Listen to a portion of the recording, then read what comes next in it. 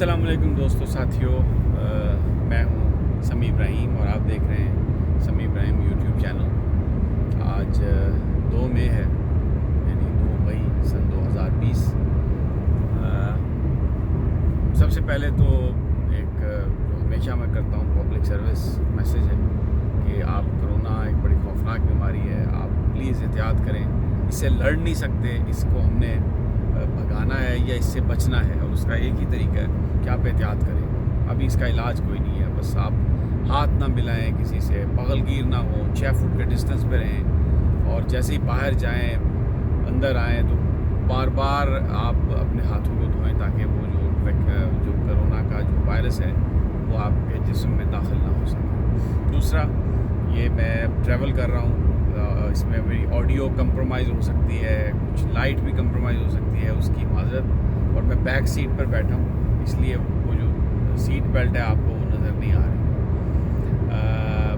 बहुत सारे दोस्त जो हैं वो कहते हैं जी आप सीट बेल्ट नहीं पहनते। नहीं, फ्रंट सीट पे तो मैंने वो टॉप वाली बेल्ट भी लगाई होती, तो इसलिए आज बैक सीट में हूँ, तो माफ़ी चाहता हूँ और कि वो आपको नज़र नहीं आ रही। दूसरा, ये मैं देख रहा था वेदर, इस वक्त गंदम की वो है कटाई हो रही है, लेकिन ये फैसलाबाद से अभी हमने क्रॉस किया हेडिंग टूवर्ड्स जंग शोरकोट, तो ये सारा बादल है और हल्की हल्की बूंदाबांदी भी है। गंदम जो है वो खेतों में कटी हुई आपको नज़र आ सकती है ये कुछ जगहों पे, और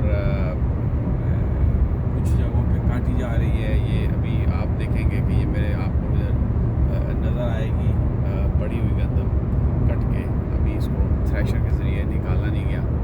बहरहाल अल्लाह ताला खैर करे और वेदर को बेहतर करे और काश्तकार का नुकसान ना हो सके। पहले ही बहुत नुकसान बर्दाश्त हो चुका है कोरोना की वजह से। अब आ जाते हैं आज की खबरों पर। 3-4 बड़ी खबरें हैं। एक तो ये कि प्राइम मिनिस्टर ने एक सच्चे आशिक रसूल होने का उन्होंने सबूत दे दिया, और एक बड़ी कैंपेन हुई मीडिया पर। मैं आज इस पर बात करूंगा, वो जो कादियानियों का इशू चलाया गया कि जी प्राइम मिनिस्टर एडवाइजरी काउंसिल में शामिल करना चाहते हैं।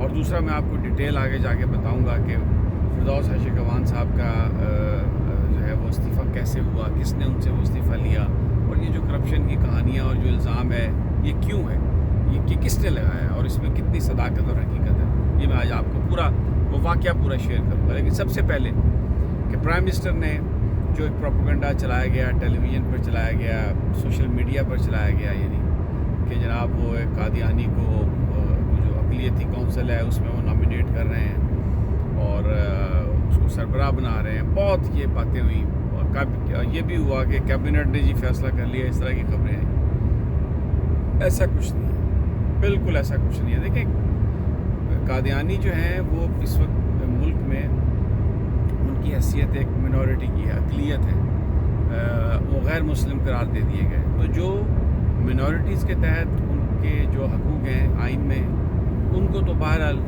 वो हासिल है। अब ये प्राइम मिनिस्टर की डिस्क्रिशन है कि अगर वो मिनॉरिटी कौंसिल बनाते हैं कोई, तो उसमें वो कौन सी मिनॉरिटी से उस कौंसिल का किसी को चेयरमैन बनाते हैं। तो ये एक बड़ी बात शुरू हो गई कि जी वज़ीर आज़म, मकसद ये था बात करने वालों का कि वो ये बताएं कि जी क्योंकि इनकी जो मिसेस थी, एक पुराना इल्ज़ाम इमरान खान पर लगता है कि जी यहूदी लॉबी का ये नुमाइंदा है यहाँ पर, और जमामा गोल्ड स्मिथ से शादी हुई, वो यहूदन थी। फिर एक साजिश है, यहूदियों ने मुसलमान न्यूक्लियर पावर पर जनाब वो अपना बंदा वज़ीर आज़म लगा दिया है। ये इस तरह की एक खामखा की एक थ्योरी है जो प्रमोट की जाती है, और जिसका मकसद ये होता है कि ये इमरान खान की जो पोजीशन है उस पर बात की जाए, उसके सपोर्टर्स, यानी ये 5th जनरेशन वॉरफेयर है कि जब आप किसी मुल्क के लोगों को जो उनका अपना लीडर है उसके बारे में बदजन कर दें और कहें कि जनाब देखें ये तो आपका दुश्मन है, ये तो यहूदियों का नुमाइंदा है। तो वो एक बैकग्राउंड है इसकी। अब जनाब ये कादियानियों का मसला भी उसी से जोड़ने की कोशिश की गई कि देखें जी वो अब बना रहे हैं। अच्छा, इससे पहले आतिफ मियाँ को उन्होंने बिज़नेस काउंसिल में, बिज़नेस एडवाइजरी में लेने की कोशिश की थी, because he is very competent businessman. लेकिन जब उनको लेने का फ़ैसला हुआ तो पाकिस्तान के अंदर जो रिलीजियस कम्युनिटी है उन्होंने बड़ा इस पर एहतजाज किया। आम आदमी ने भी ये समझा कि ये नहीं ऐसा होना चाहिए, तो प्राइम मिनिस्टर ने उनकी राय का एहतराम करते हुए आतिफ साहब को इसमें से निकाल दिया। اور عاطف نے بھی معذرت کر لی۔ اب جناب یہ کوئی ایسا ایشو نہیں تھا، وہ جو منورٹی کونسل ہے اس کے لیے بات چیت چل رہی تھی، کیبنٹ میں بھی بات ہوئی، لیکن یہ چلا دیا گیا کہ جی پرائم منسٹر نے یہ سب کچھ کر دیا۔ اور اب میں آپ کو بتا رہا ہوں بالکل منع کر دیا پرائم منسٹر نے، قطعی طور پر انہوں نے کہا کہ کوئی منورٹی کونسل کا بندہ جو ہے، چیئرمین جو ہے، وہ قادیانیوں سے نہیں لیا جائے گا، اس لیے کہ قادیانیوں کا مسئلہ تھوڑا مختلف ہے۔ قادیانی جو ہیں وہ منکر نبوت ہے، نبی پاک صلی اللہ علیہ وسلم پر ہماری جان بھی قربان ان کے نام پر، وہ آخری نبی ہے اور کوئی نبوت کا دعوے دار نہیں ہو سکتا۔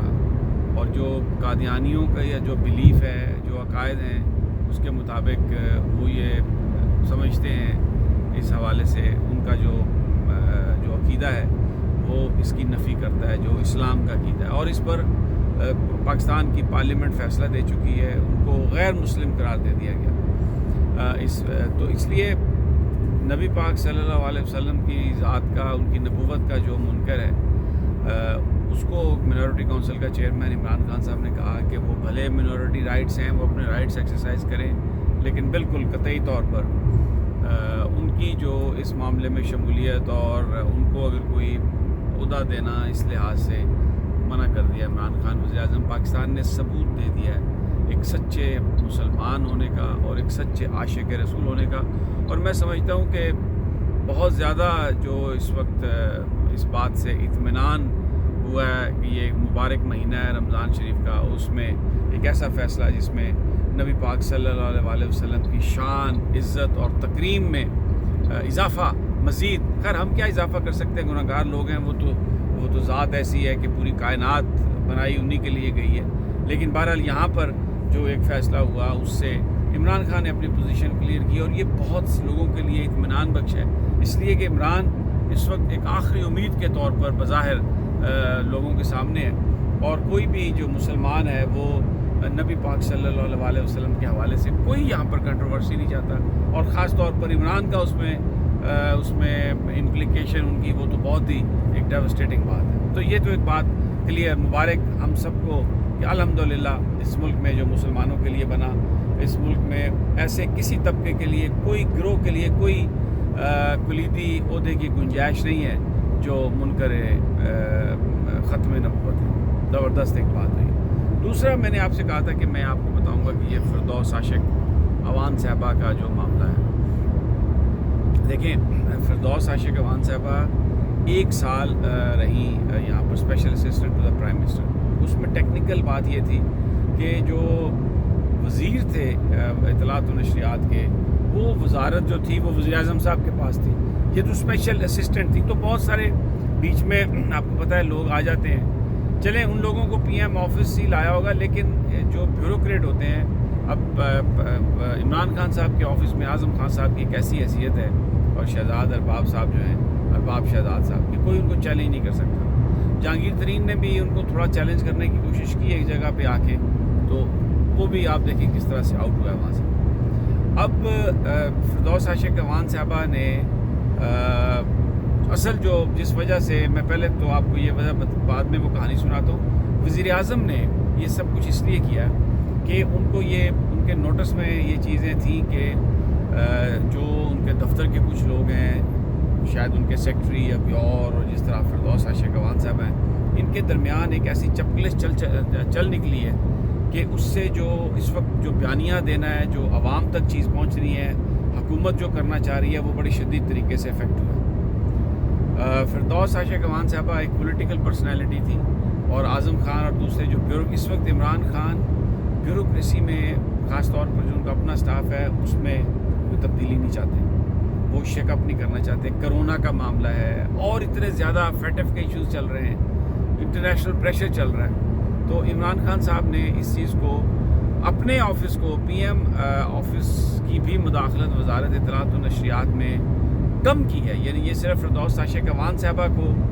وہاں سے فارغ نہیں کیا گیا، اس سے پہلے یہ وزیر جو تھے وہ وزیر اعظم تھے، کیونکہ یہ وزارت انہوں نے اپنے پاس رکھی ہوئی تھی اور وہاں سے بڑی مداخلت ہوتی تھی، تو اب انہوں نے ایک فل درجے وزیر، وفاقی وزیر لگایا، منسٹر آف اسٹیٹ نہیں لگایا، یہ وزارت دے دی ہے شبلی فراز صاحب کو. اس سے پی ایم آفس کا وزارت اطلاعات و نشریات میں اب ڈائریکٹ عمل دخل ختم ہو گیا. دیکھیے میں جو آپ کو بات بتا رہا ہوں، اب اعظم خان نے اگر کوئی بات کہنی ہے یا پی ایم آفس نے کوئی بات کہنی ہے تو وہ شبلی فراز صاحب سے کہیں گے. اس سے پہلے کیا تھا، جب فردوس عائشہ کوان صاحبہ تھی تو ڈائریکٹلی بات کی جاتی تھی سیکریٹری سے.